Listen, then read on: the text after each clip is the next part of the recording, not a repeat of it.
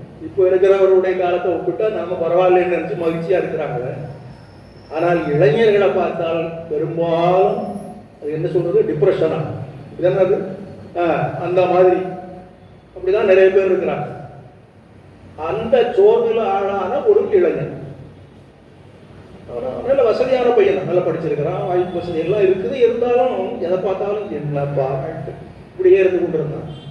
இப்போ அவருக்கு தெரிந்த ஒருத்தர் அவனை ஒரு இப்பெல்லாம் ஏதோ வைக்கிறாங்கல்ல பயிற்சி வகுப்புகள், அதாவது ஆளுமை வளர்ச்சி பயிற்சி என்னெல்லாம் இது போல என்னென்னமோ வருது. நிறைய கோர்ஸுகள்லாம் யூடியூப்ல போடுறான், பத்திரிகையில் போடுறான். அது மாதிரி தெரிஞ்ச இடத்துல இதில் போய் சேர்ந்துக்கலாம், நல்லா சொல்லி கொடுக்குறாங்க. இந்த சோர்வு நீங்கி போய்விடுன்னு சொன்னார். அந்த பையனும் போனான். அங்கே போனால் அவங்க அதுக்கு ஒரு கால அட்டவணை போட்டு பாடம் நடத்துகிற மாதிரி நடத்துகிறாங்க. திருக்குறள் நடத்துகிறாங்க, பகவத்கீதை நடத்துகிறாங்க, இது போல என்னென்னமோ நடத்துகிறாங்க. இவன் இருக்கிற மனநிலையில் இதெல்லாம் போய் எங்கே படிக்க போகிறான்? இவனோ சோர்வுக்கு ஆட்பட்டவனாக இருக்கிறான். அதனால் ஒரு நாள் 2 நாள் போனான். அதுக்கு மேலே அவனால் அதில் மனத்தை செலுத்த முடியும், அதுலேயும் மனத்தை செலுத்த முடியவில்லை. அப்போது அவரை அழைத்து விட்டு அவர் இடத்துல சொன்னால், அவர் அங்கே உள்ள அந்த பாடலாம் நடத்துகிறார், அதுக்கு ஒருத்தர் பயிற்சியாளர் இருக்கிறார் அல்லவா, அவர்கிட்ட சொல்லு, அவர் ஏதாவது ஏற்பாடு பண்ணுவார் என்று சொன்னான். அதே மாதிரி போய் சொன்னான், சரிப்பா நீ இந்த ஒவ்வொரு வகுப்புக்கும் நீ வந்து பாடம்லாம் கேட்கணுங்கிற அவசியம் இல்லை, ஒரு திருக்குறளை எடுத்துக்கோ. அவரே கொடுத்தார், ஒரு புத்தகத்தை கொடுத்தாரு. இதை நீ வீட்டில் உட்காந்து நீயே நேரம் கிடைக்கும் போதெல்லாம் படி. அதை படித்து அதில் சொல்லப்பட்டிருக்கிற கருத்துக்களை முடிந்த வரைக்கும் பின்பற்றி சரியாக போயிடுவாங்க. சரி, இது பரவாயில்ல. நிறைய பாடங்கள் எடுத்து ஒரு நாளைக்கு 4 மணி நேரம் 5 மணி நேரம் நடத்தி அதெல்லாம் ஒன்றும் புரியாத மாதிரி இருக்குது. அதை விட இது பரவாயில்லன்னு எடுத்துகிட்டு போனான். அப்புறம் அடுத்த நாள் திரும்பி வந்தான். ஐயா, நீங்கள் திருக்குறளை படிக்க சொன்னீங்க, அதில் பார்த்தா 1330 குறள் இருக்குது, இதெல்லாம் நம்மால் ஆகாது, அதனால வந்து கொஞ்சம் சுருக்கமான வழி சொல்லுங்க. அப்புறம் ஒவ்வொரு குறளை அவர் எடுத்து கொடுத்தார். இதை மட்டும் நீ படித்து சிந்தித்து கொண்டே இரு, சரியா போயிடுவார். அதுதான் நம்ம அந்த முதல்ல சொன்ன குறள், வையத்துள் வாழ்வாங்கு வாழ்பவன் வானுரை தெய்வத்துள் வைக்கப்படும். இதை படி, அதை சிந்தி, அதை முடிந்தால் செயல்படுத்து, எவ்வளவு முடியுமோ செயல்படுத்து, அப்போ கொஞ்சம் சரியா போயிடும். சரிட்டு போனோம். அடுத்த நாள் வந்தான். ஐயா, அதில் போட்டிருக்கிற பொருள் எனக்கு புரியுது, ஆனால் அந்த வாழ்வாங்கு வாழ்வான்னு சொல்லியிருக்குது, அந்த வாழ்வாங்கு வாழ்கிறதுனா என்ன, அதுக்கு என்ன செய்யணும்? அதுக்கு திருக்குறளை பூரா திருப்பி படிக்கிறது. அப்புறம் நம்ம வகுப்புல சொன்ன அந்த சாஸ்திரங்களையும் படிக்கணும். அதெல்லாம் முடியாதுன்னாலையா நான் இல்லை உங்களிடத்துல சொன்னேன். சரி, அப்படின்னா வேற ஒன்றும் பண்ணாத, வேற ஒரு புத்தகம் உனக்கு கொடுக்குறேன், அதை படி போதும் என்று சொன்னேன். இந்த மாதிரி ஒரு புத்தகத்தை கொடுத்தேன். சின்னதா ஒரு மகாபாரதம், இதை படி போதும். அப்புறம் உனக்கு கொஞ்சமாக சரியா தெளிவு ஏற்பட்டது. பெரிய அது பேரே மகாபாரதம், அதை பார்த்தா அவன் மிரண்டு போய்விடுவான். அதனால அதையும் சுருக்கமா போட்டு எல்லாம் பாக்கெட் சைஸில் போடுறான்னு சொல்றாங்க, அந்த மாதிரி கொடுத்து எல்லாமே கதை பூரா அதில் இருக்கும். இதை படித்து பாரு, அதை உன்னுடைய வாழ்க்கையோட பொருத்திப்பாரு, உனக்கு ஒரு தெளிவு ஏற்படும் என்று சொன்னார். அவனும் படிக்க ஆரம்பித்தான். கொஞ்சம் இப்போ 2-3 தடவை போனது வந்தது, இவர் சொன்னது அவர் சொன்னது, அப்புறம் இதுக்கெல்லாம் மேலாக எளிமையா ஒரு கதையாக அது இருக்கிறது. மற்ற சாஸ்திரங்கள் வகுப்புல நடத்துனதெல்லாம் தத்துவத்தை சொல்றாங்க, அல்லது ரொம்ப ஒரு கரடு முரடான நெறிமுறைகளை சொல்றாங்க, அதெல்லாம் அவனுக்கு ஒத்து வரல. இதுல அதெல்லாம் ஒரு பிரச்சனையும் இல்லை. சாதாரணமா ஒரு கதை படிக்கிற மாதிரி அது எளிமையாக சுருக்கமாக படிக்கக்கூடிய ஒரு கதையாக இருந்தது. அதுலேயே படிக்கும் போதே வாழ்க்கை பிரச்சனை, நமக்கு தான் பிரச்சனை நினைச்சோம். நம்ம விட பல பெரிய பிரச்சனைகள் எல்லாம் இந்த பஞ்சபாண்டவர்கள் சந்தித்திருக்கிறார்கள். அவர் நம்ம விட நல்லவர்களாகவும் இருந்திருக்கிறார்கள். நாமாவது கொஞ்சம் முன்னக்குள்ள இருப்போம். இந்த பாண்டவர்கள் வாழ்க்கையை பார்த்தால் அறம் என்பதை தவிர அவர்களுடைய வாழ்க்கையில் வேறு எதுவுமே இருந்ததாக தெரியவில்லை. ஆனால் அவர்கள் பட்ட பாட்டிற்கோ அழகே இல்லை. அப்போ நாம ஏன் எப்படி நொந்து போக வேண்டும்? கடைசியில் என்ன ஆகிறது? அவர்கள் தங்களுடைய வாழ்க்கையில் நலத்தை அடைந்தார்கள். இதுதான் மகாபாரதம் சொல்லுகிற பெரிய உண்மை என்று சொல்லப்பட்டிருக்கிறது. என்ன சொல்லுகிறது மகாபாரதம்? தர்ம நெறியிலே வாழ்பவர்கள் இடையூறுகளுக்கு ஆளாவார்கள். பல பேருக்கு இந்த கஷ்டம் அதில் தானே வருது. நாம நான் நல்லவனாக இருந்தா எல்லாரையும் ஏமாளின்னு சொல்றாங்க, என்ன தலையில யாரையும் மிளகா அரைக்கிறாங்க, என்னென்னமோ சொல்றாங்க. இதெல்லாம் உண்மையாக இருக்கலாம். ஒரு மனிதன் நல்லவனாக தர்மத்தையே பின்பற்றுபவனாக இருந்தால் பல சமயங்களில் அவன் ஏமாற்றத்திற்கு ஆளாக வேண்டியது வரத்தான் செய்கிறது. வாழ்க்கையில் அவனுக்கு கிடைக்க வேண்டிய வாய்ப்புகள் சில சமயங்களில் மறுக்கப்பட்டு விடுகின்றன. அவனோடு ஒப்பிட்டால் எந்த விதமான தகுதி இல்லாதவனாக இருக்கும், நல்ல உயர்ந்த நிலையில் இருப்பவனாக இருக்கின்றான். இவற்றையெல்லாம் யோசித்து பார்க்கிற போது இந்த தர்ம நெறி நமக்கு அவசியம்தானா என்ற கேள்வி பிறக்கிறது. அந்த கேள்விக்கு விடைதான் இந்த மகாபாரதம் நமக்கு சொல்லுகிறது. ஆண்டவர்கள் எப்போதும் தர்மத்தையே பின்பற்றி வந்தார்கள். ஆனால் அவர்களுக்கு ஏராளமான சோதனைகளும் நெருக்கடிகளும் ஏற்பட்டன. ஆனால் இறைவனுடைய அருளினால் அவற்றில் இருந்து அவர்கள் மீண்டும் கரை சேர்ந்தார்கள். தர்மம் வெல்லும், பாவம் தோற்கும் என்ற அந்த உண்மை அவர்களால் நிரூபிக்கப்பட்டது. இதைத்தான் மகாபாரதம் நமக்கு சொல்லுகிறது. அந்த மகாபாரதத்தை ஆரம்பத்தில் நமக்கு தெரிந்த கதை தான் எல்லாம், அதெல்லாம் எல்லாருக்குமே தெரியும். வியாச முனிவர் சம்ஸ்கிருத மொழியில ஒரு மாபெரும் காவியமாக அதனை இயற்றினார். முதலாவது அந்த கதை அமைப்பு எல்லாரையும் கவரக்கூடியதாக இருந்ததனால், வாழ்வியல் அறங்கள் அதிலே வலியுறுத்தி சொல்லப்பட்டிருப்பதனால், அப்புறம் பல மொழிகளிலும் அந்த மகாபாரதம் இயற்றப்பட்டது. தமிழில் சில நூல்கள் வந்திருக்கின்றன. பெருந்தேவனார் பாரதம் என்று அந்த காலத்தில் இருந்தது. அப்புறம் நல்லாப்பிள்ளை பாரதம் என்று ஒன்று இருந்தது. அதெல்லாம் முழுசா கிடைக்கவில்லை, இப்போ சில பகுதிகள் தான் கிடைக்கின்றன. வில்லிபுத்தூரார் பாரதம் என்று ஒன்று இருக்கிறது, அது முழுமையாக இருக்கிறது. அதுதான் இப்போ தமிழ்ல பாரதம் பேசுகிறவர்கள் அதுதான் அடிப்படையாக வைத்து பேசுகிறார்கள். இப்போ அற்புதமான ஒரு நூல் அது. மகாகவி பாரதியார் என்ன பண்ணார்னா, அதில் ஒரு பகுதியை மட்டும் எடுத்துக்கொண்டு பாஞ்சாலி சபதம் என்று இயற்றினார். என்ன எல்லாமே காலம் மாற மாற நான் முதலே சொன்னது போல இந்த இவ்வளவெல்லாம் படிக்க முடியாது, அவ்வளவெல்லாம் படிக்க முடியாது. பள்ளிக்கூடத்திலே நம்ம பார்க்கிறோம், ஆண்டு முழுவதும் ஆசிரியர் பாடம் நடத்துவார். தேர்வு நேரம் வரும்போது ஐயா கொஞ்சம் முக்கியமான கேள்வியா குறித்து கொடுங்க அம்மா பையன். அப்போ மீதியெல்லாம் முக்கியம் இல்லையா? முக்கியமானது தான் பாடமாகவே வச்சிருக்கிறாங்க. அதெல்லாம் பூரா படிக்க முடியாது. தேர்வுக்கு 4 நாளைக்கு முன்னே கேட்பா முக்கியமான கேள்வி கொடுங்க. சரி, இவர் என்ன பண்ணுவார் பாவம், அதையாவது படிக்கட்டும்னு சொல்லி அதில் சில கேள்வி முக்கியமான கேள்வின்னு குறித்து கொடுப்பாரு. இவன் என்ன பண்ணுவான்னா அதையும் பூரா படிக்க மாட்டான். அவன் போய் உட்கார்ந்துட்டு கண்ணை மூடிட்டு அதில் தேரச்சா போட்டி டிக்க அடிப்பான்.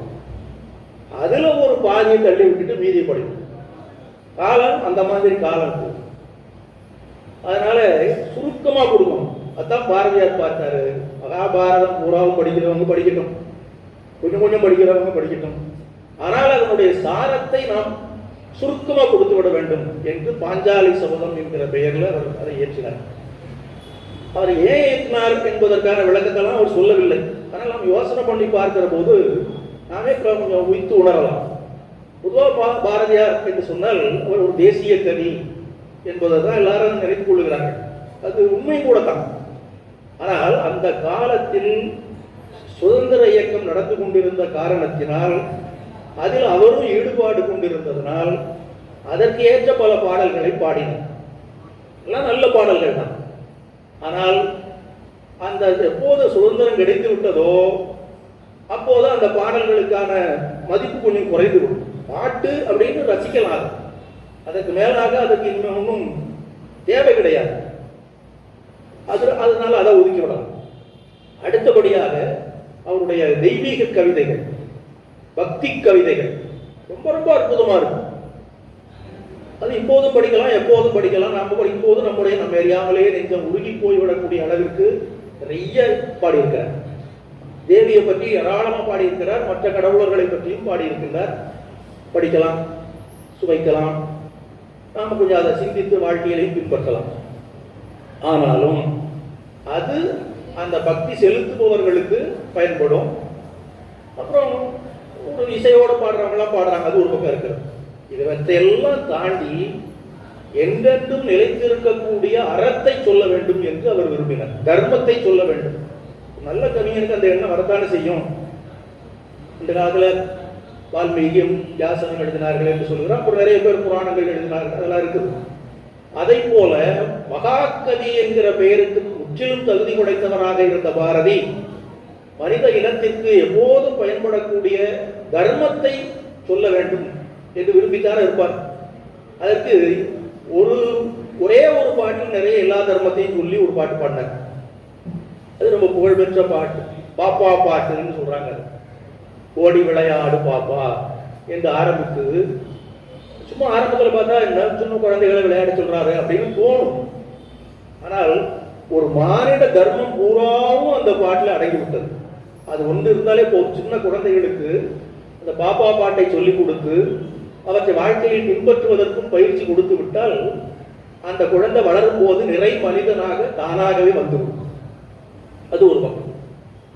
இன்னொன்று, இந்த குழந்தைகளுக்கு தானே பாடுறாரு அப்படின்னு தள்ளி விடாமல் இருப்பதற்காக இப்போது நாம் ஆரம்பத்தில் ஒரு சின்ன கதை சொன்னோம் அல்லவா, அந்த மனச்சோர்வுற்ற பையனுக்கு எழுச்சி ஊட்டக்கூடிய ஒரு ஆற்றல் படைத்ததாக அந்த மகாபாரதம் இருந்தது என்று. அப்படி இந்த நாட்டில் நிறைய பேருக்கு அந்த மகாபாரதத்தின் மூலமாக வாழ்க்கையை திருத்தி அமைந்திருக்கிறது. அப்படி வரும்போது இந்த பாரதியும் யோசனை பண்ணியிருக்கிறார். அதனால அதிலிருந்து ஒரு பகுதியை எடுத்துக்கொள்வோம். புறா மகாபாரதத்தையும் சொன்ன படிக்கிறதுக்கு இந்த கால மக்களுக்கு நேரம் கிடையாது என்பது அவருக்கே தெரியும். அது முக்கியமான ஒரு பகுதி. ஆனால் அதை படிக்கும் போதே அதனுடைய முழு வடிவத்தையும் நம்ம புரிந்து கொள்ளலாம். அந்த அளவிற்கு அவர் அந்த பாஞ்சாலி சபதத்தை அமைத்திருக்கிறார். அதுல இன்னொரு சிறப்பான ஒரு உண்மை என்னவென்றால், அந்த புத்தகத்தை முதலாவது அவர் அச்சிட்டு வெளியிட்ட போது முதல்ல அர்ப்பணிக்கு அப்படின்னு ஒன்று போறோம், இதை எல்லாருக்கும் அர்ப்பணம் பண்றேன் அப்படின்னு போடுற ஒரு பழக்கம் அந்த காலத்தில் இருந்தது. இந்த பாஞ்சாலி சபதத்தை அவர் யாருக்கு அர்ப்பணம் செய்தார் என்றால் சகோதரி நிவேதிதைக்கு அர்ப்பணம் பண்ணார். அதிலிருந்தே நாம தெரிந்து கொள்ளலாம், இது ஆன்மீகத்திற்காக அவர் செய்த ஒரு பெருந்தொண்டு என்று சொல்லலாம். சகோதரி நிவேதிதையை சந்தித்த அந்த நிகழ்வு அவருடைய வாழ்க்கையில ஒரு பெரும் திருப்பத்தை உண்டாக்கியது. நிவேதிதையை பற்றி நமக்கு தெரியும், அவருடைய குரு சுவாமி விவேகானந்தர், அவருடைய குரு ஸ்ரீராமகிருஷ்ணன், அப்படி பழி வழியா வரும். ஆக பாரதி என்பவரும் நம்ம ராமகிருஷ்ண இயக்கத்தில் வந்தவர் தான் என்று நம்ம பெருமையாக சொல்லிக் கொள்ளலாம். அதனாலே தர்மத்தை மக்களுக்கு எளிதாக உணர்த்துவதற்கு ஒரு கதையை எடுத்துக்கொள்ள வேண்டும். அந்த கதையை சொல்லும் போதே தர்மத்தை அவர்களாக புரிந்து கொள்ளக்கூடிய தன்மையை உணர்த்திவிட வேண்டும் என்று அவர் நினைத்திருக்க வேண்டும். அதனால இப்போ நம்ம அதிலிருந்து சில பகுதிகளை தான் பார்க்க போறோம். மகாபாரதம் காட்டும் மானிட தர்மங்கள் என்று சொன்னால் அந்த வியாசர் பாரதத்தையோ அல்லது மற்றதெல்லாம் அதிகமாக வைக்காமல் இந்த பாஞ்சாலி சபதம், பாரதி இயற்றிய பாஞ்சாலி சபதத்திலிருந்து சில பகுதிகள், இதையும் முழுசா சொல்ல ஆரம்பிச்சா அது ரொம்ப போயிடும். அதுல கொஞ்சம் சிலவற்றை பொறுக்கி எடுத்து தான் நம்ம பார்க்க போகிறோம்.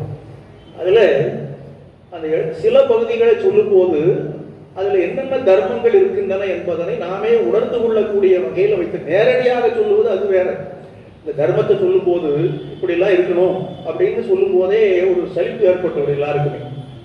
சின்ன குழந்தைகளுக்கு அறிவுரை சொல்லிக்கொண்டே இருந்தால், காலையில் 5 மணிக்கு எழுந்திருக்கணும்டா, உடனே பாடம் படிக்கணும்டா அப்படின்னா அதே சொல்லிக் கொண்டு இருக்கிற போது கொஞ்சம் சலிப்பு ஏற்பட்டது. அதை போல கதையை சொல்லுகிறது. இப்படி ஒரு பையன் அப்படிலாம் இருந்தான், அவனுடைய வாழ்க்கையில் அவனுக்கு இவ்வளவு நன்மையெல்லாம் கிடைத்தது, இப்படி சொல்லி சொல்லி சொல்லி அந்த குழந்தைகளை உருவாக்கினார்கள். அதனாலதான் இதே பாரதியார் கண்ணன் பாட்டில் சொல்றார், இன்பம் என சில கதைகள், எனக்கு ஏற்றம் என்றும் வெற்றி என்றும் சில கதைகள், துன்பம் என சில கதைகள், கெட்ட தோல்வி என்றும் வீழ்ச்சி என்றும் சில கதைகள், அன்போடு அவள் சொல்லி வருவாள், அதில் அற்புதம் உண்டாய் பரவசம் அடைவேன் என்று சொல்றார். கண்ணனை தாயாக வைத்து பாடிய பாட்டு. அந்த கண்ணன் என்கிற தாய் என்னை வளர்ப்பதற்கு என்ன செய்தால் தெரியுமா? கதை சொல்லி வளர்த்தாள். என்ன மாதிரி கதை? இன்பம் என சில கதைகள், எனக்கு ஏற்றம் என்றும் வெற்றி என்றும் சில கதைகள், துன்பம் என சில கதைகள், கிட்ட தோல்வி என்றும் வீழ்ச்சி என்றும் சில கதைகள் சொல்லி சொல்லி வரும்போது வாழ்க்கையில இன்பமும் வரும், துன்பமும் வரும், ஏற்றமும் வரும், இரக்கமும் வரும், வெற்றியும் வரும், தோல்வியும் வரும்.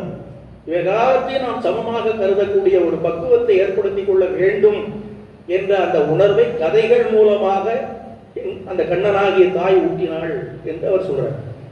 அதை போல இந்த பாஞ்சாலி சபதம் என்கிற கதையை அவர் சொல்லும் போதும் அதுல போற போக்கிலேயே இந்த தர்மங்கள், என்னென்ன தர்மங்களை மனிதன் பின்பற்ற வேண்டும், என்னென்ன பின்பற்ற கூடாது ரெண்டையும் சொல்லியிருக்கிறார். சொல்ல போனா அந்த கூடாததை ரொம்ப வலியுறுத்தி சொல்லியிருக்கிறார். நான் அதுதான் ரொம்ப அதிகமாக தேவைப்படுகிறது. அந்த கதையை ஆரம்பிக்கும் போதே அதிலிருந்து தான் ஆரம்பிக்கிறார். கதை எல்லாருக்கும் தெரிந்த கதை தான், ஏற்கனவே சொன்னது போல. இதில் தர்மபுத்திரனுக்கு அவனுக்கும் அவன் தம்பிமார்களுக்கு ஒரு பகுதி நாடு கொடுக்கப்பட்டது, துரியோதனனுக்கு இன்னொரு பகுதி நாடு கொடுக்கப்பட்டது. இவன் அஸ்தினாபுரத்திலிருந்து ஆட்சி செய்து கொண்டிருந்தான், அவன் இந்திரபிரசத்திலிருந்து ஆட்சி பண்ணி கொண்டிருந்தான். இந்த இந்திரபிரசத்தில் இருந்த தர்மபுத்திரனை பார்ப்பதற்கு நாரதர் ஒரு சமயம் வந்தார். நாரதர் வந்தார்னா உடனே தெரியும், அடுத்தாற் போல ஒரு குழப்பத்தை உண்டாக்குவாரு. இது நமக்கு எல்லா புராணங்களையும் படிக்கிறோம். அப்போ நாரதர் என்பவர் வேண்டாத மனிதரா, வெறுக்கத்தக்க மனிதரானா இல்லை. அதுக்கு ஒரு பழமொழி வச்சாங்க, நாரதர் கலகம் நன்மையில் முடியும். நன்மையில் முடியும், முடியும் போதுதான். நம்ம அந்த கதை படிக்கும் போது அல்லது இந்த சினிமா படம்லாம் பார்க்கும்போது பார்த்தா அந்த கதாநாயகனுக்கும் கதாநாயகிக்கும் 2 மணி நேரமும் ஏகப்பட்ட, ஆரம்பத்தில் கொஞ்சம் 4 மணி நேரம் நல்லா இருப்பாங்க 2 பேரும். அப்புறம் பார்த்தா ரொம்ப படாத பாடுபடுவாங்க, முடியும் போது நல்லா இருப்பாங்க. இதுதான் கதை, எல்லா கதையும் அப்படிதான் இருக்கு. அதுபோல இந்த நாரதர் கலகம் நன்மையில் முடியும். இடையில எத்தனை பாடுபடணுமோ அவ்வளவு படணும். ஆனால் உலக நலனுக்காக அவர் செய்கிறார் என்பதை நாம் மறந்துவிடக்கூடாது. ஒரு தனி மனிதனுடைய வாழ்க்கையில அதனால இடையூறுகள் வந்தாலும் உலக நலனுக்காக அவற்றையெல்லாம் அவர் ஏற்றுக்கொள்ளுகிறார். நாரதர் இதில் என்ன பண்ணாருன்னா, தர்மபுத்திரன் இடத்துல வந்து, அப்பா நீங்க இவ்வளவு நாள் கஷ்டப்பட்டு ஒரு விதமா உங்களுக்கு ஒரு நாட்டை கொடுத்துட்டாங்க, அவங்களுக்கும் ஒரு நாட்டை கொடுத்துட்டாங்க. இப்போது நீ வந்து ஒரு ராஜசூய யாகத்தை பண்ணுனா உன்னுடைய பெருமை உலகத்திற்கு நன்றாக புரிந்துவிடும், உனக்கும் நன்மை உண்டாகும், உன் தம்பிமார்களும் நலம் பெறுவார்கள் அப்படிலாம் சொல்லிட்டு போயிட்டார் அவர். நாரதர் சொல்லிட்டாரு. சரி, தர்மபுத்திரனை பொறுத்தவரையிலையும் இந்த இன்னொரு குறள் இருக்கிறது, மனத்துக்கண் மாசிலனாதல் அனைத்து அறம் ஆகுல தீரபிற. மனசுல குற்றம் இல்லாதவனா இருந்தா அது வேறையா தர்மம், மற்றதெல்லாம் நீ செய்தாலும் சரி செய்யாவிட்டாலும் சரின்னு சொல்றாரு. அது மாதிரி தான் தர்மபுத்திரன் இருந்தான், அதெல்லாம் குறை சொல்ல முடியாது. நாரதர் சொல்றாருன்னா யோசனை பண்ணி பார்க்கணுமா இல்லையா?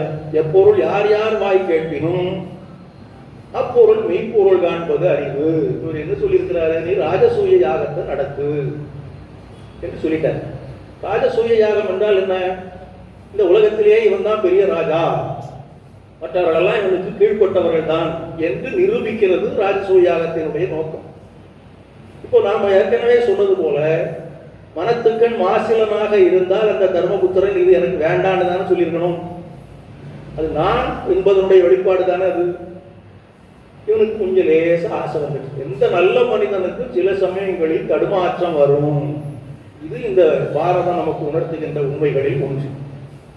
அது வந்தால் அதை தொடர்ந்து சிக்கல்களும் துன்பங்களும் வரும். இப்போ ராஜசூயாகத்தை ரொம்ப வெற்றிகரமாக நடத்திவிட்டார். 4 தம்பிகளும் சாதாரணமான தம்பிமார்கள் அல்ல, எதை வேண்டுமானாலும் நிறைவேற்றக்கூடிய ஆற்றல் படைத்தவர்கள். அதனால எல்லாம் சிறப்பாக நடந்து முடிந்தது. ஆனால் அதனுடைய முடிவில் என்ன ஆகிவிட்டது, இந்த துரியோதனனையும் அந்த யாகத்துக்கு கூப்பிட்டுருந்தாங்க. அவனுக்கு ஏதோ ஒரு பொறுப்பு கொடுத்துருந்தாங்க, அதெல்லாம் நல்லதுதான். அவன் அதெல்லாம் பெருசா நினைக்கல. துரியோதனன் அதிலிருந்து தான் இது தொடங்குறார் பாரதிய பாஞ்சாலி சபதத்தை. இந்த துரியோதனன் எப்படிப்பட்ட மனநிலையில் இருந்தான் என்பதை சொல்ல ஆரம்பிக்கிறார். இப்போ துரியோதனனை பற்றி நாம தெரிந்து கொள்வதற்கு ஒரு பாட்டு, புறநானூற்று பாட்டுல சில வரிகளை முதல்ல பார்த்துவிட்டு அப்புறம் இதை ஒப்பிட்டு பார்க்கலாம். அதில் என்ன சொல்லி இருக்கிறதுன்னு சொன்னால், நல்லது செய்தல் ஆட்சியராயினும் அல்லது செய்தல் ஓம்புமின், அதுதான் எல்லாரும் உவப்பது அன்றியும் நல்லாற்றுப்படுவும் நெறியுமாறு அதுவே. இது ஒரு புறநானூற்று பாடலினுடைய பாதி. நல்லது செய்ய வேண்டும் என்று நீ நினைக்கிறாய், சரி, செய்ய முடியவில்லை, சரி, விட்டுவிடு, அதை பற்றி கவலைப்படாது. ஆனால் கெட்டது மட்டும் செய்து விடாத.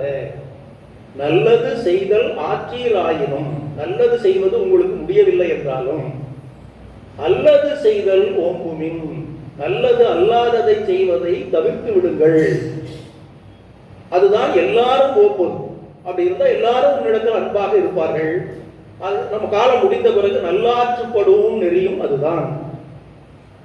இது முக்கியம். எல்லாரும் இதை பின்பற்றினாலே போதும். இந்த தர்மம் அறம் என்பதற்கு இதை விட ஒன்றும் தேவையில்லை.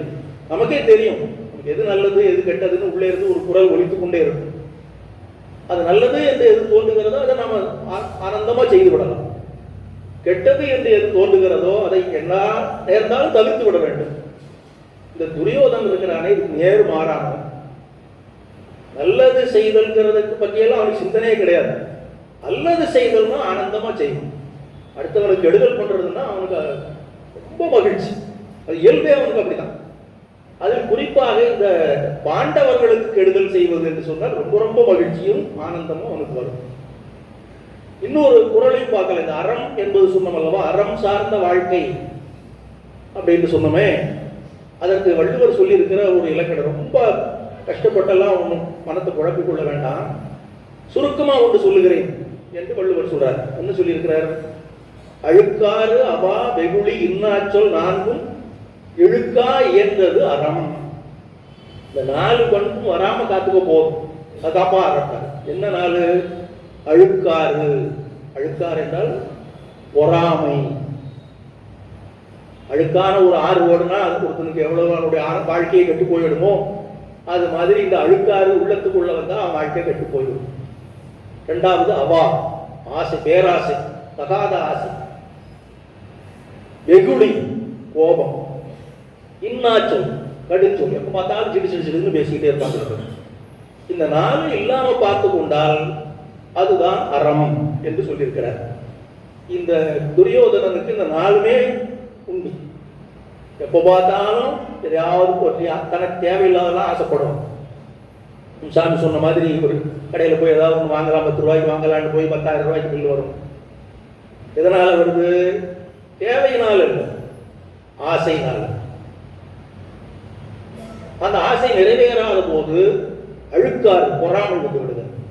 இங்க வள்ளுவர் அதுதான் முதல்ல வச்சிருக்கிறார். அந்த ஆசையே இல்லாவிட்டா கூட பொறாமை வந்து ஒருத்தன் நம்ம விட மேலா நாம மேலா வர வேண்டும் என்று நினைப்பது நல்லதுதான். அவன் மேல வந்துடக்கூடாது. இதுதான் நிறைய பேரிடத்தில் இருக்கக்கூடிய ஒரு இயல்பு. அதைத்தான் இந்த துரியோதனன் ரொம்ப அதிகமாக வைத்திருந்தான். இந்த ராஜசூய யாகத்திற்கு அவன் வந்த போதும் அவன் பார்வை பூரா அப்படித்தான் இருந்தது. யார் யார் வர்றாங்க, இந்த தர்மபுத்திரனுக்கு என்னென்ன காணிக்க கொடுக்குறாங்க, அவனை எப்படியெல்லாம் போற்றி புகழுகிறார்கள், இதைத்தான் பார்த்துக்கிட்டு இருந்தானே தவிர அதில் 4 பேர் இவன்ட்டையும் வந்து பேசித்தான் இருப்பான். ஏன்னா இவனும் ஒரு அரசன் தானே, அதே வம்சத்தில் வந்தவன் தானே. திருதராஷ்டிரனுடைய மகன் இவன், பாண்டுவினுடைய மகன் மக்கள் அவர்கள் 2 பேரும் அண்ணன் தம்பி தான், தாயாதிகள் பங்காளிகள் தானே. அதனால அவர்களை பார்க்க வருகிறவர்கள் இவங்ககிட்ட என்னப்பா நல்லா இருக்கிறியா அப்படின்னு 4 வார்த்தை கேட்டு தானே இருப்பாங்க. அதெல்லாம் இவன் மனசுல படலை. அந்த பயலை போய் இவ்வளவு பண்றாங்க. என்ன தகுதி இருக்குது அவனுக்கு? கிழவியர் தபசியர் போல் பழம் கிளிக்கதை படிப்பவன். தர்மபுத்திரனை பற்றி அவனுடைய கருத்து. தர்மத்திலேயே ஊறி இருக்கிறவன் சொல்றமே, அவனை பற்றி உலகம் என்ன நினைக்கிறது என்பதற்கு அவன் தான் எடுத்துக்காட்டு. கிழவியர் தபசியர் போல் பெரும் கிளிக்கதை படிப்பவன். அதாவது தர்மம் அது இதெல்லாம் யார் பேசணுமா? கிழவிகள் தான் பேசணும். கிழவியர்களை போல பேசிக்கிட்டு இருக்கிறாங்க. அல்லது தபசியம், தப முனிவர்கள் பேசலாம். சாதாரண மனிதர்களுக்கு எதிரியா இதெல்லாம்? அவன் பழகினை முடிவு அது இதுன்னு பேசிக்கிட்டு இருக்கிற ஒரு ஒன்றுக்கும் தகுதியற்ற ஒரு மனிதன் இவனை போய் தலையில் தூக்கி வைத்துக் கொண்டு ஆடுகிறார்கள் மன்னர்கள் எல்லாம். நான் எப்பேற்பட்டவன் தெரியுமா? இந்த எண்ணம் தான் அவனுக்கு வந்து கொண்டே இருந்தது. அதை விட இன்னும் ஒரு முக்கியமான நிகழ்வு என்னவென்றால், யாகம் முடியும் போது அந்த வந்திருக்கிறவர்கள் ஒரு முதல் மரியாதை பண்றதுன்னு ஒண்ணு இருக்குது. அதை பண்ணாங்க. சில இடத்துல ஆரம்பத்திலே பண்ணிடுவான். சில பேர் ஏதாவது பெரிய நிகழ்ச்சி நம்ம வீட்டில் கூட நடக்கும்போது அந்த முதல் அவருக்கு நீங்க வந்து கை நினைங்கம்மா விருந்து வச்சிருந்தா அதுக்காக யாரு குடும்பத்தில் பெரியவரோ அவரை கூப்பிட்டு முதல்ல அவர் கையில தண்ணி ஊற்றுவாங்க. அவருக்கு தான் அந்த மரியாதை கொடுக்கணும். இது இந்த விருந்துக்கு அதனால முதல்ல பண்றாங்க. இந்த யாகம் நடக்கும் போது அது முடிவில் எல்லாத்துக்கும் அனுப்பி வைக்கிறதுக்கு ஒரு இது கொடுக்குறாங்களோ அதுல முதலாவது யாருக்கு செய்தாங்கன்னு சொன்னா கண்ணனுக்கு சொன்னாங்க. கண்ணனுக்கு செய்தார்கள், கிருஷ்ணனுக்கு. அது இவனால இன்னும் பொறுத்து கொள்ள முடியவில்லை. யாருக்கடா மரியாதை பண்றாங்க? யார் இந்த கண்ணன்? மாடு வைத்துக் கொண்டிருந்த பையன். இதெல்லாம் மன்னனா? மன்னாதி மன்னர்கள் நிறைந்திருக்கின்ற இந்த பேரவையில் ஒரு மாடு மேய்க்கிறவனுக்கு மரியாதை பண்றான். அது அவனால் அறவே பொறுக்க முடியவில்லை. ஏ ஆவேசமா இருக்கிறான். அழுக்காறு, அந்த பெருமையெல்லாம் நமக்கு கிடைக்க வேண்டும் என்கின்ற அவா, அது கிடைக்காதனால ஏற்பட்ட வெகுளி, அதனால வருகின்ற இன்னா சொற்கள் எல்லாமே வந்துருச்சு. அதற்கு பிறகு இதெல்லாம் அல்லாமல் இன்னும் சில நிகழ்ச்சிகள் வேற நடந்தது. அந்த ஒரு மண்டபம் பெரிதாக கட்டி வைத்திருந்தார்கள், அதில் தான் எல்லாம் நடந்தது. அது சும்மா அப்புறம் சுற்றி பார்க்கலாமான்னு நடந்து போகும்போது அந்த வேலைப்பாடுகள் அவர் அற்புதமாக பண்ணி வைத்திருந்தாங்க.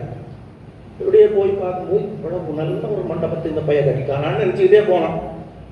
அதன் விளைவு என்ன ஆச்சுன்னா சரியா பார்க்க முடியவில்லை.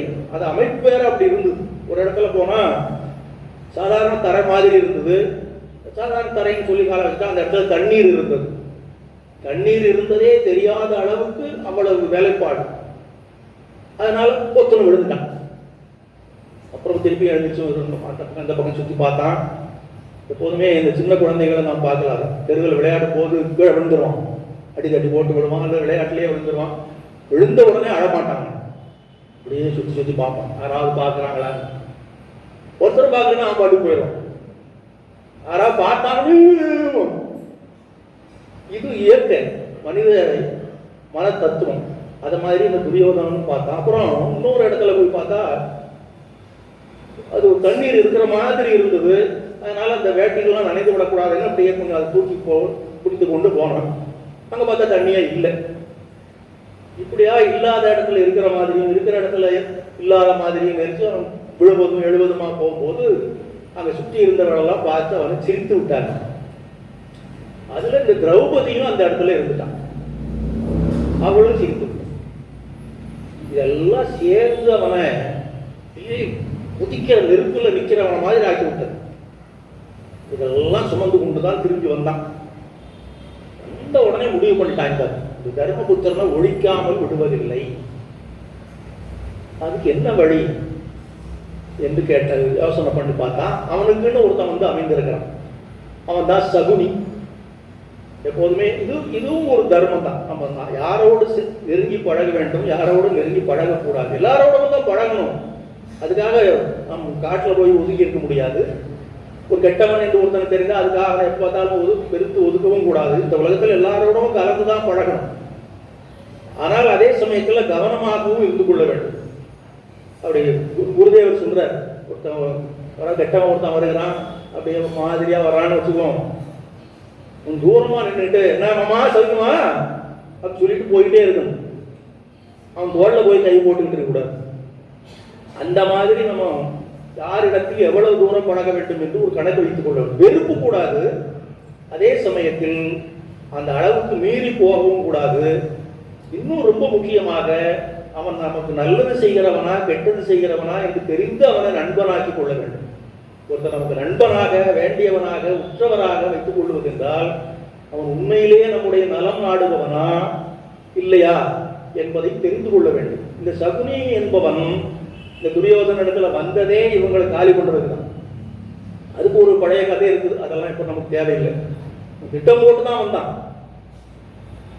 அது இவனுக்கு தெரியாது. இவனுக்கு நல்லது செய்து ஹித சத்ரு அப்படின்னு சொல்லுவாங்க, நல்லது செய்யற மாதிரி கெடுதல் பண்றாங்க. அப்படிதான் இந்த சகுனி. அவன் எப்ப பார்த்தாலும் துரியோதனுக்கு நல்லது மாதிரி பேசிக்கொண்டே இருப்பான். ஆனால் நீண்ட காலத்துல அந்த அவன் சொன்ன நல்லதெல்லாம் கெட்டதா தான் முடியும் என்பது துரியோதனன் மூளையில உரைக்கவே இல்லை. இவன் நமக்கு வேண்டியவன் இவன் தான் என்று நினைத்ததுனால அவனிடத்துல வந்து புலம்ப ஆரம்பித்தான். மாமா மாமா பாரு, என்ன பண்ணிட்டானு பாரு, இந்த தர்மபுத்திரனுக்கு அதான் பண்ணிட்டாங்க. எதனை உலகில் மறப்பினும் யான் இனி மாமனே, அவர் யாகத்தை என்றும் மறந்திடல் என்பது ஒன்று ஏதுகான்.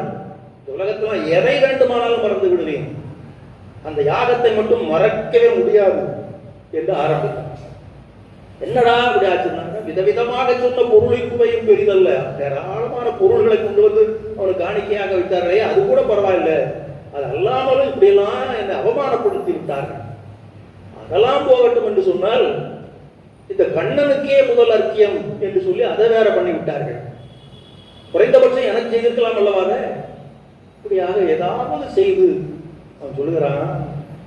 பாரதி ரொம்ப அழகான வார்த்தைகள் சொல்றாரு, புரிந்து கொள்வதற்கு எளிமையான வார்த்தைகள், அதே சமயத்தில் அழுத்தம் திருத்தமான வார்த்தைகள். பேச்சை வளர்த்து பயனொன்றும் இல்லை என் மாமனே, அவர் பேச்சை அழிக்க உபாயம் சொல்வாய் என்ற மாமனே. சும்மா பேச்சை வளர்த்து தெரிந்தது, எவ்வளவு சொன்னாலும் விஷயம் அவ்வளவுதான். அவர் பேற்றை, பேரு என்றால் செல்வம், அவர்களுடைய அந்த பெருஞ்செல்வத்தை அழிப்பதற்கு ஒரு உபாயம் சொல் என் மாமனே. அது கூட பரவாயில்ல, அதுக்கு மேல சொன்னா, தீச்செயல் நற்செயல் ஏதேனும் ஒன்று செய்து நாம் அவர் செல்வம் கவர்ந்து அவரை விட வேண்டும் தெருவிலே.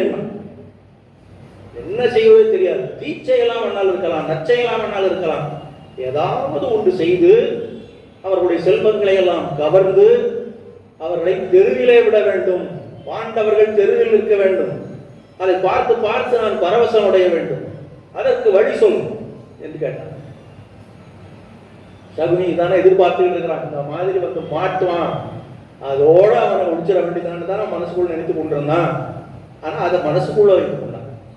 இதுக்கு ஏன்டா அவ்வளவு கவலைப்படுற, நான் சொல்றேன் வழி. என்ன வழி? ஒரு மண்டபத்தை கட்டு, அந்த மண்டபத்தை பார்க்க வர வேண்டும். இப்போது எப்படி அவர்கள் உனக்கு அழைப்பு கொடுத்தார்களோ அதே போல அவர்களுக்கு நீ அழைப்பு கொடு. அப்படி மண்டபம் பார்க்க வருகின்ற போது அந்த விருந்தினர்கள் ஓய்வாக இருக்கிற போது கொஞ்சம் பொழுதுபோக்குவதற்கு சில நிகழ்ச்சிகள் இருக்கும் அல்லவா, அதில் ஒரு சூதாட்டம் என்கிற நிகழ்ச்சியை வைக்கலாம். அரசர்கள் சூதாடலாம் என்று அந்த காலத்துல ஒரு சாஸ்திரம் இருக்குது. இப்ப தர்மத்தை விளக்குகிற நூல் மகாபாரதம் என்று சொன்னோம். இதெல்லாம் எதிர்மறை தர்மம், கூடாது. சூதாட்டம் என்பது யாருக்குமே கூடாது என்பதுதான் அறம். நம்ம அரசனா இருந்தாலும் தான், ஆண்டியா இருந்தாலும், சூதாடுவதில் ஒருத்தர் இறங்கி விட்டால் அவன் அதோட ஒன்றுமில்லாமல் போய்விடும். அப்படி ஆக வேண்டும் என்பதற்குத்தான் இந்த சகுனி திட்டமிட்டான். இந்த சகுனிக்கு ஒரு அற்புதமான ஆற்றல் இருக்குது. அவன் கையில ஒரு சூதாட்ட கருவி வைத்திருப்பான், அதுல ஒரு மந்திர சக்தி எல்லாம் இருக்குது. அதை எடுத்து அப்படி உருட்டினான்னா அவன் என்ன கேட்கிறானோ அது விடும். காயம் போடுனா காயம் வரும், 3 போடுனா 3 வரும். என்ன வேண்டுமானாலும் வரக்கூடிய ஆற்றல் படைத்த ஒரு அற்புதமான தாயக்கட்டத்தை வச்ச தாயக்கட்டையை வைத்திருக்கிறான். இது தர்மபுத்திரனுக்கு தெரியாதல்லவா, அதனால அவனை கூப்பிட்டு சூதாட்டத்தில் இறக்கி விடலாம், நான் பார்த்துக்கிறேன் மீதியெல்லாம். ஆஹா, நீதான்ப்பா எனக்கு உண்மையான நண்பன், உண்மையான உறவினன் சொல்லி அவன் கழுத்துல போட்டிருந்த ஒரு தங்கச்சங்கிலியை கழற்றி சகுனிக்கு மாட்டிவிட்டான். அவ்வளவு அற்புதமா நமக்கு யோசனை சொல்லி இருக்கிறான் என்று சொல்லி இதை நம்ம ராமாயணத்தோடு ஒப்பிட்டு பார்க்கலாம். கைகேயி வந்து ராமனிடத்துல உண்மையில அன்பு உடையவளாகத்தான் இருந்தார். ஆனால் மந்தரை என்று ஒருத்தி, இந்த சகுனி மாதிரி அங்க கூனி, இது சகுனி அது கூனி. அந்த கூனி ராமனை எப்படியாவது ஒழித்து விட வேண்டும் என்று திட்டம் போட்டு ஆரம்பத்தில் இருந்தே அதுக்கு சமயம் பார்த்து கொண்டிருந்தாள். ராமனுக்கு முடிசூட்டு விழா என்ற செய்தி வந்த உடனே அதை போய் கைகேயின் இடத்துல முதலாவது அவள் தான் சொன்னாள். அந்த கூனி சொன்ன உடனே கைகேயி என்ன செய்தானா, ஒரு சங்கிலி எடுத்து அவளுக்கு பரிசு கொடுத்தாளாம். இவ்வளவு மகிழ்ச்சியான செய்தி அவளுக்கு சொல்லிட்டியம்மா அப்படின்னு சொல்லி. அந்த அளவுக்கு அவள் நல்லவளாக இருந்திருக்கிறாள். இவள் விடுவாளா? அவன் நல்லவளா இருந்தா இவளுடைய நோக்கம் எப்படி ஈடேறும்? என்னடி பைத்தியக்காரியா இருக்கிற, இப்ப நான் சொன்ன உடனே சங்கிலியை காட்டி எனக்கு கொடுத்தில, இப்ப நாளைக்கு ராமன் அரசனாகி விட்டால் என்ன ஆகும்? பரதனுக்கு அவன் கேட நின்றுட்டு நான் இருக்கணும், அவ்வளவுதான். அவனுக்கு ஒரு உரிமையும் இருக்காது. பரதனுக்கே உரிமை இல்லைன்னா அவனை பெற்ற உனக்கு என்ன உரிமை இருக்குது? அப்போது இதை மாதிரி நான் ஏதாவது ஒன்று உனக்கு சொல்ல வந்தால் உன்னால பரிசு கொடுக்க முடியுமா? அந்த கௌசல்யாவிட்ட போய் அம்மா எனக்கு ஒன்று கொடுக்கணும், கொஞ்சம் கொடு அவனுக்கு பல்ல காட்டிட்டு, இது தெரியாம நீ மகிழ்ச்சி அடைகிறாய். அப்படி முடிச்சுதான் அப்படியே தலைகீழா மாத்தி விட்டான். இங்க அதே மாதிரி சங்கிலியை போட்டு விட்டான் இந்த சகுனி. இவன் சரி இருக்கட்டும் சொல்லி, சரி வா போகலாம் திருதராஷ்டிரன் இடத்துல, அவன் இடத்துல போய் இந்த செய்தியை சொல்லுவோம். அவன் தானே அனுமதி கொடுக்கணும், அந்த மரியாதையை வச்சிருந்திருக்கான். அது வரைக்கும் பரவாயில்ல, நீர்னா போனான்னு சொல்லிடுவான். அது அதுக்கப்புறம் ஒரு குறைந்தபட்ச மரியாதையை வைத்திருக்கான். திருதராஷ்டிரன் இடத்துல சகுனியும் துரியோதனும் போனார்கள். துரியோதனன் பேசாம நிற்கிறான். சகுனி தான் பேசணும். பாரு இவனை பாரு, எப்படி இருக்கிறான் பாரு, அவன் முகம் எப்படி வாடி இருக்குது பாரு, சாப்பிட்டு 4 நாள் ஆச்சு, வயிறுலாம் அப்படி ஒட்டி கிடக்கிறது, முகத்துல கவலையின் ரேகை, அவனுக்கு கண்ணு தெரியாது, கண்ணையும் சொல்றாங்க. என்னடா ஏன் என்னாச்சு என்னாச்சு என்ன ஆச்சா? இந்த கதையெல்லாம் சொன்னாங்க. இதுல என்னடா இருக்குது, அண்ணன் தம்பிக்குள்ள ஏதோ வரத்தான் செய்யும். அவன் பெருமையா இருந்தா உனக்கும் மகிழ்ச்சி தானே, அதை விட்டுட்டு அவனுக்கு அவ்வளோ பெருமை கிடைச்சிருது, இப்படி கிடைச்சிருது, அப்படி கிடைச்சிருது, நீ ஏன்டா வருத்தப்படுற? இதெல்லாம் தப்புன்னு அறிவுரை சொன்னான். திருதராஷ்டிரன் நல்ல மனிதனாகத்தான் படைத்திருக்கிறார். ஆனால் அதில் அவனால் நிலை பெற நிற்க முடியாது. இதுவும் ஒரு விதமான மானிட தர்மம் தான். மகாபாரதத்தில் சொல்லப்பட்டிருக்கு. மனித வாழ்க்கையில பல பேர் நல்லவர்களாக இருப்பார்கள், ஆனால் அதில் நிலை பெற்று இருக்க முடியாது. ஏதாவது சூழ்நிலைகளுக்கு ஏற்ப அதை விட்டுருவாங்க, பார்த்துக்கலாம் போ அப்படின்னு விடுவாங்க, அல்லது யாராவது சொல்லுவது கேட்டு அதற்கு ஏற்ப நடந்து கொள்வார்கள். அதற்கு எடுத்துக்காட்டு தான் இந்த திருதராஷ்டிரன். அப்படி கொஞ்சம் கொஞ்சமாக சொல்லிக்கிட்டே வந்தாங்க. கடைசியாக இது ஒன்று சொன்னான், எல்லாம் போட்டுப்பா, இந்த கண்ணனுக்கு போய் மரியாதை பண்ணிட்டாங்களே, இதைத்தான் இந்த துரியோதனால பொறுக்கவே முடியவில்லைப்பா என்று அவன் சொன்னான். அப்போ இந்த திருதராஷ்டிரன் வாயிலாக ஒரு அற்புதமான ஒன்று சொல்லியிருக்கிறான். என்ன சொல்லுகிறான்? கண்ணனுக்கு முதல் மரியாதை காட்டினான்னு சொல்றீங்களே, கண்ணன் யார் தெரியுமா? அவன் அவதார புருஷன் அல்லவா? அதெல்லாம் அவனுக்கு தெரிஞ்சிருக்கு, இவங்களுக்கும் தெரிஞ்சுதான் இருக்கணும். ஆனால் தெரிந்தாலும் அதை புறக்கணித்து விடுவது. அப்படி இந்த துரியோதனன் அதை பற்றி நினைக்கவே இல்லை, சகுனிக்கு அதை பற்றி கவலையே இல்லை. திருதராஷ்டிரன் சொல்கிற அந்த பாட்டு இருக்குது அல்லவா, ரொம்ப அற்புதமான ஒரு பாட்டு. அவதார தத்துவத்தையே அதில் சொல்லியிருக்கிறான். என்ன சொல்லியிருக்கிறான்? நான் எனும் ஆணவம் தள்ளலும், இந்த ஞானத்தை தான் என கொள்ளலும், பர மோன நிலையில் நடத்தலும், ஒரு மூவகை காலம் கடத்தலும், பிறர் ஊனை சிதைத்திடும் போதிலும் தனது உள்ளம் அருளின் நெகுதலும், ஆயிரங்கால முயற்சியால் பெறலாவரின் பேருகள் ஞானியர், இவை தாயின் வயிற்றில் பிறந்தன்றே தம்மை சார்ந்து விளங்க பெறுவரேல், இந்த ஆயிர ஞாலம் அவர்தமை தெய்வம் ஆண்குடையார் என்று போற்றுங்கான். தவம் செய்து இந்த நன்மைகளை எல்லாம் அடைய வேண்டும் என்று முனிவர்கள் பாடுபடுகிறார்கள். இதெல்லாம் நான் எனும் ஆணவம் தள்ளலும், இந்த ஞானத்தை தான் என கொள்ளலும். முதலாவது அதுதான், ரொம்ப ரொம்ப முதலாவது சொல்லுகிறது இந்த நான் தான். இந்த நான் என்ற ஆணவத்தை தள்ளிவிட வேண்டும் என்று முனிவர்கள் 1000 காலம் பாடுபடுகிறார்கள். அப்புறமும் அந்த நான் தானா வந்துடும். 1000 காலம் தவம் பண்ணிட்டு திரும்பி வருவான். வரும்போது சில சமயங்களில் அப்படியே அந்த 1000 வருஷத்துக்கு ஒரு தடவை பசி வரும். சில பேருக்கு பிச்சைக்கு போய் நிற்பான், கொடுக்கலைன்னா என்ன நினைத்துக்கொண்டு இருக்கிறாங்க. கொக்கென்று நினைத்தாயம் ஒரு அதை பார்க்குறோம் அல்லவா. ஒரு முனிவர் தவம் பண்ணி பெரிய ஆற்றல் படைத்தவர் வாசல்ல போய் நின்னார். அம்மா பிச்சை போடு அப்படின்னு. அந்த அம்மான்னு சொன்னாங்க, கொஞ்சம் இருப்பா வரேன், வீட்டில் கொஞ்சம் வேலை பண்ணிட்டு இருக்கிறேன், அதெல்லாம் பண்ணிட்டு வந்துடுறேன், கொஞ்சம் இரு அப்படின்னு. இவர் அதுக்கு கொஞ்சம் முன்னால்தான் ஒரு மரத்தடியில் உட்காந்துருந்தாரு. அப்போ மேலே இருந்து ஒரு கொக்கு அவர் தலையில் எச்சம் போட்டுச்சு. அப்படியே பார்த்தார். அந்த அந்த கனல்ல அது எரிந்து சாம்பல் ஆகிவிட்டது. எவ்வளவு சக்தி நமக்கு இருக்குது! ஒரு பார்வையாலேயே எரிந்து விடக்கூடிய ஆற்றல் படைத்த நம்மை இந்த பெண் என்ன சொல்லுகிறாள்? கொஞ்சம் இரு தரேன் அப்படிங்கிறான். அப்படின்னு மனசுக்குள்ள நினைச்சுக்கிட்டார். அவ்வளவுதான், சொல்லலாம் இல்லை. அப்ப உள்ளே இருந்து சொன்னா, புக்கு என்று நினைத்து கொண்டாயா என்ன அப்படின்னா, இந்த கதை விழுக்கப்படா தெரிஞ்சது அப்படின்னா. அப்போ அந்த அம்மா வர்ற வரைக்கும் காத்துக்கிட்டு இருந்து, என்னம்மா உனக்கு இந்த கதை எப்படி தெரிஞ்சதுன்னா, அது எப்படியோ தெரிஞ்சது, நான் எனக்கு தவந்தவங்கலாம் கிடையாது, என்னோட கடமையோ ஒழுங்காக செய்துக்கிட்டு இருப்பேன். அப்பப்போ இந்த மாதிரி சிலதெல்லாம் தோணும். இதுக்கு மேலே ஏதாவது தெரியணும்னா பக்கத்து ஊரில் ஒருத்தர் கடை வச்சிருக்கிறான், கறிக்கடை வச்சிருக்கிறான், அவங்ககிட்ட போய் தெரிஞ்சு கொண்டான். அப்புறம் அந்த கதை அப்படி போகுது, நமக்கு அது வேண்டாம். ஆக இந்த முனிவர்களாக இருப்பவர்கள் கூட சில சமயத்தில் அந்த நான் என்பதிலிருந்து மீள முடியாதவர்கள் ஆகி விடுகின்றார்கள். ஸ்ரீராமகிருஷ்ணன் இதைத்தான் திருப்பி திருப்பி திருப்பி சொல்றார்.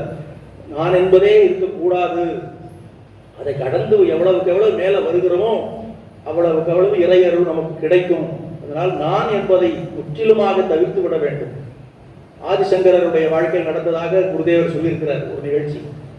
சங்கரருடைய சீடர்கள்ல ஒருத்தன், நல்ல சீடன் தான். அவர் போனா பின்னாலேயே போவான், நல்ல உண்மையான சீடனாக தான் இருந்தான். ஆனால் இவர் அவனுக்கு ஒரு உபதேசமும் பண்ணவே இல்லை.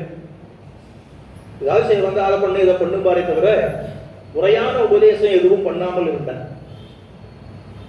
ஒரு நாள் அப்படியே சங்கர் அப்படியே உட்கார்ந்து கொண்டிருந்தார். பின்பக்கமாக வந்தான். அந்த நடந்து வருகிற காலடி சத்தம் கேட்டது. யார் அது அப்படின்னாரு இவரு. நான் தான் அப்படின்னா. ஓ, நான் தானா? அவ்வளவு தூரத்துக்கு அந்த நான் மேல உனக்கு ஆசை இருக்குதாடா? அப்படி இருந்தால் அதை அகண்டமாக்கிக் கொள் என்று சொன்னார். நான் நான் என்று சொல்லுகிற போது இதுதான் நாம் நினைக்கிறோம். இந்த உடலை நான் என்று நினைக்கிறோம், உள்ளத்தை நினைக்கிறோம். ஆனால் உண்மையில் இதனால் தான் எல்லா துன்பங்களும் வருகின்றன. அதுதான் இந்த அன்னையின் உபதேசத்தில் சுவாமி சொன்னது. இது நான், இது வேற என்று நினைக்கிற போதுதான் எல்லா துன்பமும் வருகின்றன. இன்னொருத்தன் நமக்கு துன்பம் செய்து விட்டான் என்றால் அவனிடத்துல குற்றம் கண்டுபிடிக்க வேண்டும் என்று நினைக்க வேண்டாம். அப்படி ஏன் நினைக்கிறோம்? அவன் வேற, நான் வேறன்னு நினைக்கும் போது அப்படி பார்க்கிறோம். நானே எனக்கு தவறு செய்து கொள்கிற போது அதை நான் எப்படி கண்டுபிடி, அது சமாளிக்கிறது தான் பார்ப்பேன். அது சரணமாக தான் செய்தேன், அது கொஞ்சம் தவறி போயிடுச்சு அப்படின்னு சொல்லுவோம். அப்போ அந்த நான் என்பது வருகிற போது, அது குறுகிய நானாக இருக்கிற போது, அதனால எல்லா தீமைகளும் வருகின்றன. இறைவனை அடைய முடியாமல் போய்விடுகிறது. அதை அகண்டமாக்கிக் கொள்வது. பாரதியார் இன்னொரு பாட்டில் பாடியிருக்கிறார். வானில் பறக்கின்ற புள்ளலாம் நான், மண்ணில் திரியும் விலங்கலாம் நான். அப்படி ஒரு பெரிய பட்டியலே கொடுத்திருக்கிறார். நான் நான் நான் நான்கிறத விட முடியாது இல்லடா. அப்ப எல்லாத்தையும் நான் ஆக்கிக்கொள். அதுவும் நான் தான், இதுவும் நான் தான், இதுவும் நான் தான். அதுல ஒரு அழகான வாக்கியம் ஒன்று இருக்கு. எல்லாமே அழகான வாக்கியம் தான். அதுல ரொம்ப ரொம்ப அழகான ஒரு வாக்கியம் என்ன சொல்லியிருக்கிறார் என்றால், நான் எனும் பொய்யை நடத்துபவன் நான். நான் என்பதே ஒரு பொய். அந்த பொய்யை எனக்குள்ள உண்டாக்கி வைத்திருக்கிறதும் நான் தான். நான் எனும் பொய்யை நடத்துவோம் நான் பாடியிருக்கிறேன். அதுதான் சங்கரர் சொன்னார், அகண்டமாக்கிக் கொள். சுவாமிஜியும் இதுதான் வலியுறுத்தி சொல்லுகிறார். நான் என்பதை உன்னால் மாற்ற முடியவில்லை என்றால் அதை அகிலம் தழுவிய நானாக ஆக்கிக்கொள். இதெல்லாம் 1000 கால முயற்சியால் பெறலாதல் பேர்கள் ஞானிகள். நான் என்கிற ஆணவத்தை முதல்ல தள்ளிவிட வேண்டும். அப்புறம் ஞானத்தை தான் என கொள்ள. இது கிட்டத்தட்ட 2-3 இது ஒரே தான். இந்த நாணம் அகற்றி விட்டு எல்லாவற்றையும் நானாக கருதுவது. ஞானம், ஞானம் என்றால் உலகம். ஞானம் முழுவதையும் நான் என கருத கற்றுக்கொள்ள வேண்டும். பரமோன நிலையில் நடத்தல், எப்போதும் மோன நிலையிலேயே இருக்க வேண்டும். தொழிலை செய்தாலும் ஏது அவத்தை பட்டாலும் உத்தர் மனம் இருக்கும் மோனத்தே. உடம்பு பாட்டு காரியம் பண்ணிக்கிட்டே இருக்கும். பசிக்கும் போது சாப்பிடலாம், தாக்கணும், கும்பு தண்ணி குடிக்கலாம், தூக்கம் வந்தா தூக்கலாம். எல்லா காரியங்களையும் இந்த உடம்பு பண்ணிக்கொண்டே இருக்கும். அந்த மனம் மட்டும் மோன நிலையிலேயே இருக்கும். எத்தொழிலை செய்தாலும் ஏது அவத்தை பட்டால், எந்த நிலையில் இருந்தாலும், சில சமயத்தில் காய்ச்சல் வந்து விடுகிறது, சில சமயத்தில் ரொம்ப சுறுசுறுப்பா இருக்குது, சில சமயத்தில் சோம்பேறித்தனமா இருக்குது. அதெல்லாம் உடம்பு சார்ந்தது. அப்போதும் அது மோன நிலையில் இருப்பது. புத்தர் மனம் இருக்கும் மோனத்தே. அதுதான் அந்த அவதார புருஷருடைய இயல்பான தன்மை. பரமோன நிலையில் நடத்தலும், ஒரு 3 வகை காலம் கடத்தலும். 3 வகை காலத்தையும் அவர்கள் விட்டு விடுகிறார்கள். அதல்லாம நடுவான கருமங்கள் செய்தலும். காரியம் செய்த போது இந்த ஸ்திரத்துறைக்கனை பற்றி சொல்வார்கள். இந்த பக்கமும் போகாத, அந்த பக்கமும் போகாத, நடுநிலை. புத்தர் அதைத்தான் சொல்லியிருக்கிறார். மத்தியம மார்க்கம். ரொம்ப அளவு கடந்த விருப்பமும் ஒன்றில் வைக்காத, அளவு கடந்த வெறுப்பும் ஒன்றில் வைத்து விடாத, நடுநிலையிலே செல். அளவுக்கு மீறி தூங்கிக் கொண்டே இருக்காத, நாள் கணக்கில் தூங்காமலே இருக்காது. அளவோடு தூங்கி அளவோடு வேலை செய்ய. சாப்பிடும் போது சாப்பிட்டுட்டே இருக்காது. பட்டினி கிடக்கும்போது ஒரேடியாக பட்டினி கிடந்து கொண்டே இருக்காது. இப்போல்லாம் அந்த ஐடி வந்ததுலேருந்து இதுதான் இருக்குது. அவன் எப்போ சாப்பிட்றான், எப்போ தூங்குறான் ஒன்றும் தெரிகிறது இல்லை. நேரம் கிடைக்கிறப்போ சாப்பிட்றாங்க, நேரம் கிடைக்கிறப்போ. அப்போ இந்த உடம்பு என்ன பண்ணும்? நேரமே கிடைக்காது பண்ணி விடுவோம். எது எப்படி இருந்தாலும் உரிய நேரத்திலே சாப்பிட்டு பழக வேண்டும், உரிய நேரத்திலே தூக்கி பழக வேண்டும். இப்படி எல்லா காரியங்களையும் நடுவான கர்மங்கள் செய்தல். அதே மாதிரி விருப்பு வெறுப்பின்றி செய்ய வேண்டும். ஒரு 2 பேர் நம்ம இடத்துல வந்து நியாயம் சொல்றாங்கன்னா அதுல எது தர்மம் என்று பார்க்க வேண்டுமே தவிர அந்த 2 பேர்ல யார் நமக்கு வேண்டியவன் என்று பார்த்து தீர்ப்பு சொல்லக்கூடாது.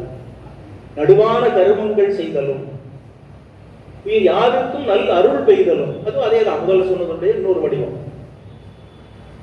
பிறர் ஊனை சிதைத்திடும் போதிலும் தனது உள்ளம் அருளின் வெகுதலும். மற்றவன் வந்து நமக்கு துன்பம் செய்தா கூட அந்த நேரத்திலையும் அடாடா இப்படி இருக்கிறானே என்று நினைப்பது. இயேசு கிறிஸ்துவனுடைய வாழ்க்கையில பார்க்கிறோம். அவர் சிலுவையில் அடித்த போது அவர் சொன்ன வாக்கியம், அவருடைய கடைசி வாக்கியம், இன்னதென அருகில்லார் தாம் செய்வது இவர் பிழையை மன்னியும் என்று எழில் கனிவாய் வளர்ந்தார் நம் அருள் வள்ளல் என்று சொல்கிறார்கள். இவர் என்ன செய்வது என்று தெரியாமலே செய்து கொண்டிருக்கிறார்கள். பிதாவே இவர்களை மன்னித்து விடும் சொன்னார். ஆகவே இது எல்லாத்துக்கும் அடிப்படை தான். நான் என்பதை தள்ளி விடுவது, இந்த ஞாலத்தையே தான் என கருதி விடுவது. எல்லா பெரியவருடைய வாழ்க்கையும் அதுதான் பார்க்கிறோம். ஏன் ஒரு ஆட்டுக்குட்டியை பார்த்து புத்தர் அவ்வளவு அருள் சுரந்தார்? அதையும் தான் என்று கருதினார். வள்ளலார் வாழ்க்கையில நம்ம பார்க்கிறோம். அவர் நடந்து போய் கொண்டிருந்தார். ஒரு கட்டி மண் கட்டி வழியில கிடந்தது. அதை கவனிக்காமல் மிதித்து விட்டார். மிதித்த உடனே அது அப்படியே உடைந்து தூளாக போய்விட்டது. அப்படியே பதறி போய்விட்டார். ஏன் பதறினாரு? எனக்குள்ள எந்த சக்தி இருக்கிறதோ அதுதான் அந்த மண்கட்டிக்குள்ளே இருக்குது, அதுவும் நானும் ஒன்றுதான் என்ற உணர்வு அப்படின்னு ஒரு யோசனை பண்ணி எல்லாம் செய்யல, அது இயல்பாக வந்தது.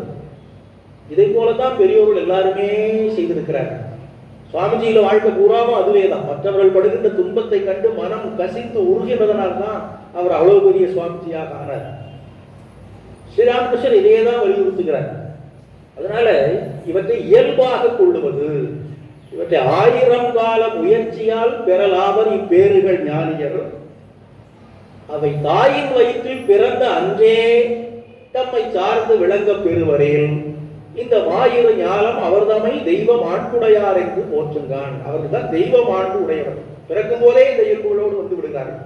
யாராவது சொல்லிக் கொடுத்து நாம் மற்றவர்களிடத்தில் அன்பு காட்ட வேண்டும், இந்த நான் என்பதை அகற்றி விட வேண்டும், எல்லாரிடத்திலும் ஞானத்தையே நாம் என கருத வேண்டும், அன்பு காட்ட வேண்டும், அருள் காட்ட வேண்டும், அதை பண்ண வேண்டும், இதை பண்ண வேண்டும், சொல்லிக் கொடுத்து வந்தது அல்ல. இயற்கையாகவே அவர்களுக்கு அந்த இயல்புகள், அந்த பண்புகள் அமைந்து விடுகின்றன. ஒரு சிலருக்கு தான் அப்படி வரும், கோடியில ஒருத்தருக்கு தான் வரும். அப்படிப்பட்டவர்களை தெய்வ மாண்புடையார் என்று அவர் சொல்லியிருக்கிறார்கள் பாரதியார் பாட்டில் திருதராஷ்டிரம் மூலமாக. இவர்களைத்தான் அவதார புருஷர், அதான் கண்ணன் என்பவன் அவதார புருஷன் என்பதற்காக இதெல்லாம் சொல்றார். அதனால இப்படிப்பட்ட இயல்புகள் படைத்தவன் தான்ப்பா கண்ணன், அவனுக்கு மரியாதை செலுத்தி விட்டான் என்று நீ ஏன் கோபப்படுற என்று கேட்டான். அந்த கதையெல்லாம் இங்க வேண்டாம். அவன் கண்ணை எப்படியோ போட்டோம்.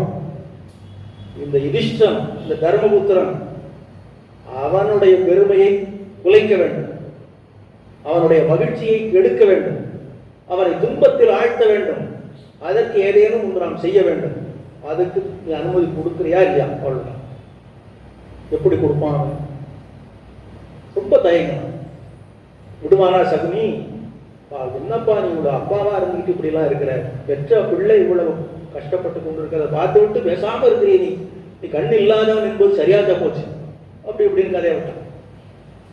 இப்ப என்னதானா பண்ணணுங்கிறீங்க?